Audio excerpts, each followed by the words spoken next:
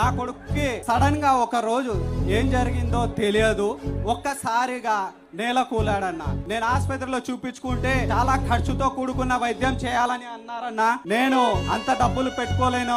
Aarogyasri card చూపించిన వెంటనే 5 లక్షల విలువైన సర్జరీలు 3 చేయాలని అన్నారన్నా. 3 సర్జరీకి గాను 5 లక్షల రూపాయలలో నాకు 2 సర్జరీలు జరిగాయన్నా. నా కొడుకు ఇతనే అన్నా. మంచాన పడుకొని ఉన్న కొడుకు ఇప్పుడు నిలబడుతున్నాడన్నా. ఇది అన్నా నిజ స్వరూపం, ప్రాణం నిలబెట్టిన నా కొడుకు. ఇది నిజంగా చూపిస్తున్నాను. నా కొడుకు ప్రాణం నిలబెట్టిన జగనన్న, ఇది నిజాయితీగా నేను ధైర్యంగా చెప్పుకోగలను. ఈ ప్రభుత్వంలో ఏ ఒక్క గుండెకు కూడా బాధపడాల్సిన అవసరం లేదు. అక్కడ యముడికి, ఇక్కడ మన పేద ప్రజలకు మధ్యలో మన జగనన్న గారు అడ్డంగా నిలబడతారని నేను ధైర్యంగా చెప్పుకోగలనన్నా.